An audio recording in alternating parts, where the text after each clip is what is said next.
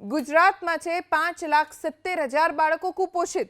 ગઈકાલે જ વિધાનસભા ગૃહમાં સરકારે આ કબૂલાત કરી। ગુજરાત મોડેલના દાવા વચ્ચે આવી સ્થિતિ કેમ તેનો પુરાવો જોવા મળ્યો નવસારી જિલ્લામાં। જલાલપોર તાલુકાની આંગણવાડીમાં છેલ્લા 1 વર્ષથી બાળકોને અપાતા ભોજન માટેની ગ્રાન્ટ જ નથી ફાળવાઈ।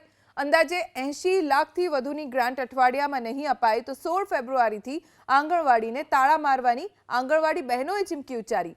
નવસારી જિલ્લાની આંગણવાડીમાં મોટા પાયે આદિવાસી સમાજના બાળકો ભણે છે, તેમના ભોજન માટેની ગ્રાન્ટ ફાળવાઈ જ નથી।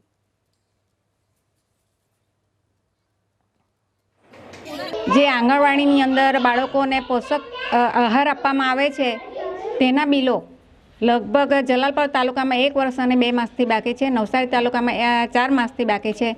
એને લઈ અમે બજેટનો વિરોધ કર્યો છે। જો 15 તારીખ સુધીમાં અમારા બિલો ન ચૂકવાય તો અમે 16 તારીખથી તાળાબંધી કરીશું। આંગણવાડી કક્ષાએ બાળકોને જે ગરમ નાસ્તાની સુવિધા આપવામાં આવે છે એમાં ભારત સરકાર અને રાજ્ય સરકાર બંને તરફથી 50-50% ગ્રાન્ટના હિસ્સામાં ફાળવણી થતી હોય છે।